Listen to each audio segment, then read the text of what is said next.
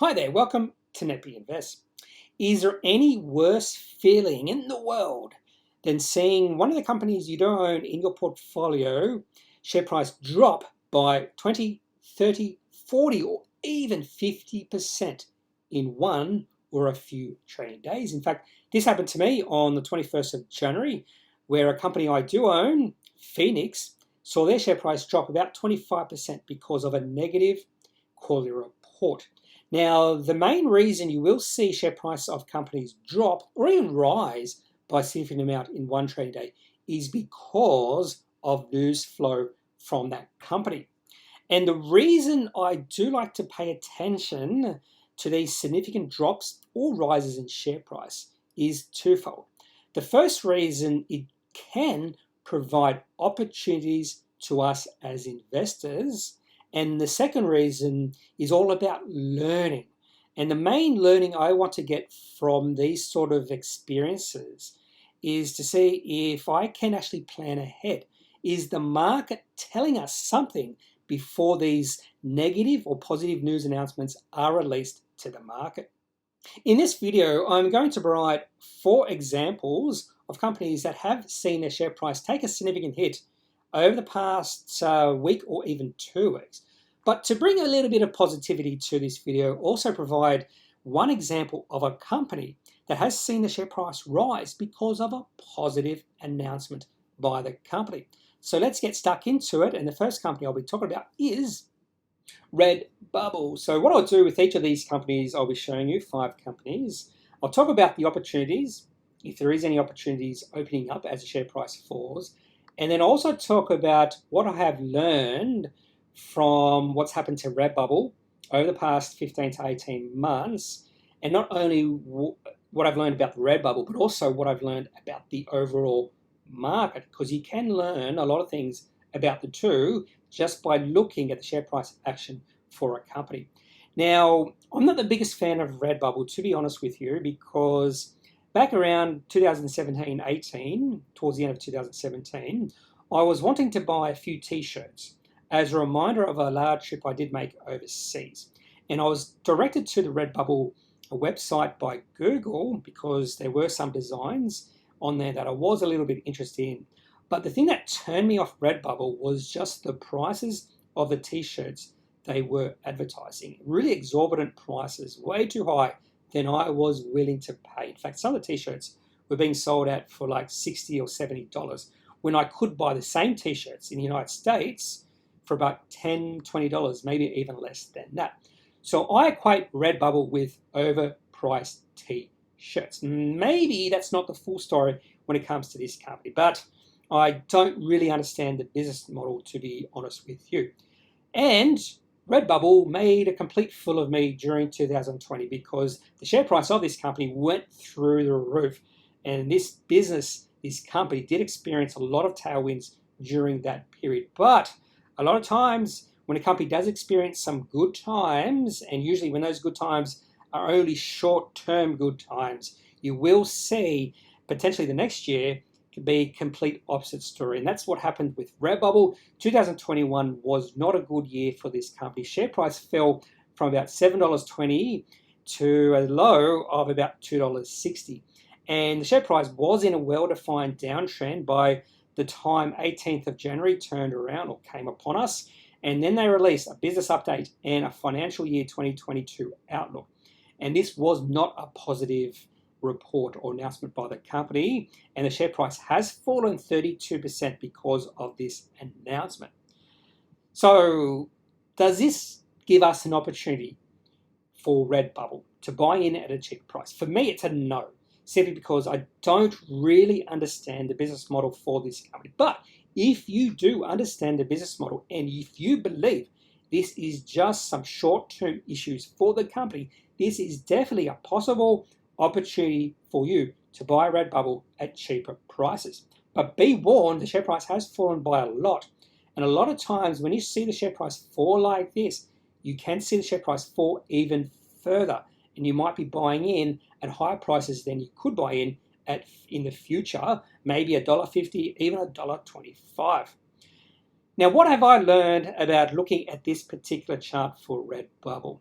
And the main thing I'm learning is the share price of Redbubble actually went into a downtrend at the start of November. Share price at that point was around $4. And the share price kept on falling during November, December, and into the start of 2022. In fact, the share price fell from $4 to $3. So the market was telling us something here with the share price of this company in a well-defined downtrend. And I think the main thing you can take away from this is potentially not holding companies, even if you like them, when they're in a well-defined downtrend, because sometimes the company will release a negative announcement to the market and then the share price will fall an additional 32%. Now on to Megaport, and straight away I'll talk about opportunity with this company. And this is a potential opportunity for me because I am fairly bullish about the long-term future of this company, and the share price has fallen from a high of $22 to a current share price of $14.80. So I can buy into this company, which I think has a bright future, at significantly lower prices. But just like Redbubble, we have seen a share price under significant pressure from when they released their Appendix 4C on the 19th of January. In fact, the share price has fallen almost 20% since then. So the share price is under significant pressure. There is a lot of negative sentiment when it comes to Megaport right now, and there is potential the share price could fall a fair bit from here. But if your timelines are maybe 3, 5, even 10 years in the future, now could be a good time to take a position in this company. So in my opinion, and this is just for me, this is leading up to an opportunity to buy Megaport at cheaper prices, lower valuations. Now let's have a look at things I have learned about what's been happening with Megaport share price over the past few months. In fact, over the past 7 months. We did see the share price of Megaport move into an uptrend around May of last year. Share price at that time was 13. And that uptrend continued up until, say, the middle of November when the share price reached $22. That's a nice return if you held through that uptrend. But the sentiment in this company did change fairly quickly, and the share price dropped really quickly from that high, share price high, in the middle of November. So just the fact that there was a lot of pressure under the share price, the market was trying to tell us something, and it was trying to tell us that perhaps there were some negative news announcements from the company in the future. And they got that exactly right because of this Appendix 4C. And I think the reason why the market reacted negatively to this Appendix 4C was some of the growth rates Megaport is experiencing right now really underwhelmed the market. Now, I think a lot of people, a lot of investors will think this slower growth rates they experienced in the last quarter is just a short-term blip.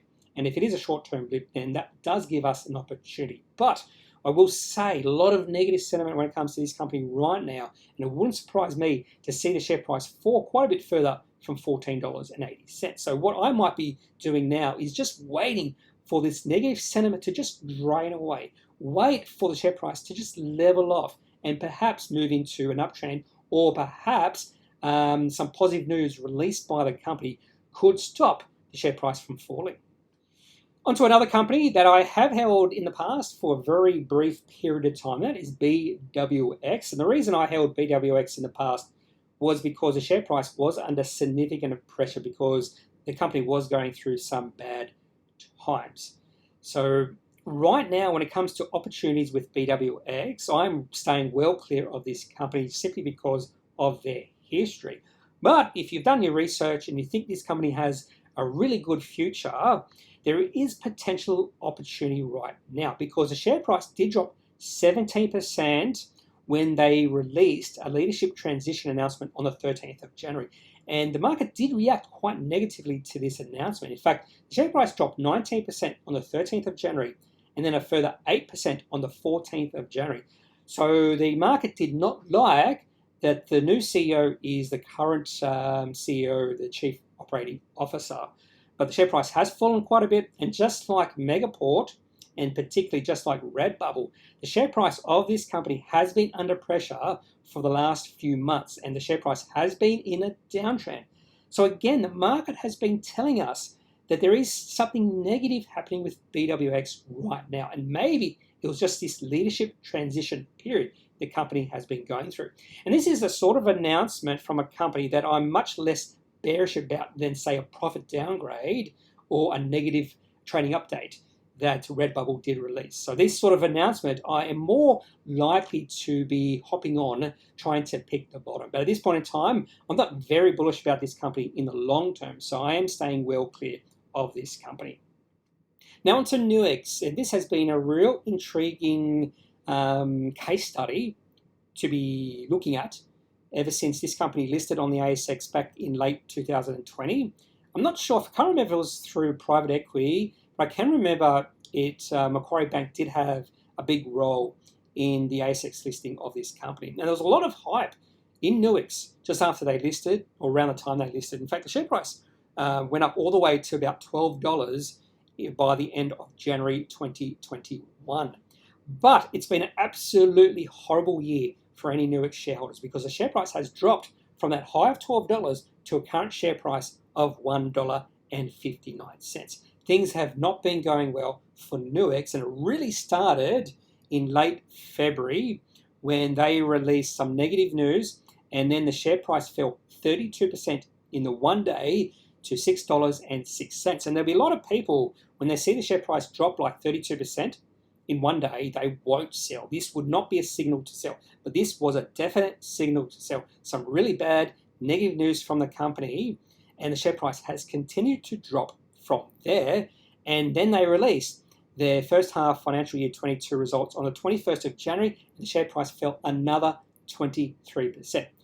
And some of the lessons I've learned from Nuix, and before I should go into lessons, I'll talk about opportunities here. And the main thing I would be looking at with Nuix is there's no opportunity right now. Sometimes negative sentiment, and there is a lot of negative sentiment behind this company right now, can be so overwhelming that the share price can undershoot the valuation. And then right now, I have no idea what the valuation of this company could be because they're really underperforming compared to expectations. And the share price could fall another 20, 30, or even 40% from here, and it could still be overvalued. So right now, there is no opportunity, in my opinion, with Nuix right now, even though the share price has fallen another 23%, and you might think it is cheap at $1.59. But what have I learned from Nuix? The first thing I have learned from Nuix is I do have IPO rules. I never buy into IPOs during the first 6 months they have listed on, because a lot of things can go wrong. And usually when a company IPOs, there's a lot of initial hype. And when that hype dies away, that's when you see the share price fall off. But for Nuix, it was just bad news. And I think some of that bad news just might be because they came through private equity, and sometimes private equity can make a pig look much more attractive. And they can fiddle with the financial statements and make it look way more attractive than the company actually is. I'm not sure if that happened with Nuix, but you do see that a lot with IPOs that come through private equity. So at this point in time, this really confirms to me that be wary of IPOs. Don't have to go in straight away. You can just wait 3, 6, or even preferably 9 to 12 months. The second thing it really confirms to me is how important it is to sell on bad news if that bad news is more structural than just a short-term thing. And for Nuix, in my opinion, when they released that bad news in February, that was structural issues the company was going through. So those are the main two things I took away from what's happened with Nuix over the past year and a couple of months. Now, I wanted to bring a little bit of positivity to this video. So instead of bringing you another company whose share price is going down by a lot, I thought I'd bring you a company that did provide some good news to the market on the 20th of January, and that company is Coventry Group. But when you compare the chart for Coventry Group to the other 4 companies I featured in this video, it should be night and day the difference between the 5 charts, or this chart and the other 4 charts. So the other 4 charts I did show you, the company's share price had been in a well-defined downtrend before the bad news was released by the company, or even maybe not a well-defined downtrend, but at least there was a bit of negativity in the share price. But when you look at Coventry Group's share price action, ever since about September, October of 2020, it is just bullish. share price is in a well-defined uptrend. It has actually increased from about 75 cents to a current share price of $1.83. The only negativity I can find about Coventry Group is it is fairly liquidly traded. But that's not a problem to me because I don't mind that the shares of a company might not be traded a lot, might be traded once or twice in a given day. But when you see share price of a company in a well-defined uptrend, I think that gives you confidence that more than likely the company won't release a negative financial report, a profit downgrade, or a bad trading update. You don't actually see that a lot. And that is one thing I've learned over the last 5 to 10 years, that when a company does release a negative report to the market, usually the company's share price is already in a downtrend. And when a company's share price is in an uptrend, there's actually more likelihood the company will release a positive trading date, a profit upgrade. And Coventry Group did exactly that on the 20th of January. They released a trading update for the first half of financial year 22, and the share price rose 10% on that day and almost finished at a long-term high. And then on the day, the last trading day of the week, when the overall market was down something like 2%, the share price of Coventry Group actually rose another 2%. So again, that was a bullish sign to us that the market is interested in this company. It wouldn't surprise me that we see the share price of this company keep on going up from here. So the main thing I take away from Coventry Group is this. Good news is more likely in uptrends and bad news are more likely in downtrends. Maybe you can flip that the other way and say uptrends are where you're more likely to see good news, and in downtrends is where you're more likely to see bad news. That's all I have for this video on share price shock. These company share prices have either fallen a lot or risen a little bit on some good news for Coventry Group or some bad news for those other 4 companies I featured in this video. If you do have any questions about any companies I featured in this video, just leave it in the comment section of this video. Otherwise, I am not a financial advisor. If you do need financial advice, make sure you seek out someone who is qualified and can speak to your own financial needs. That's it for this video. Have a good day. Bye.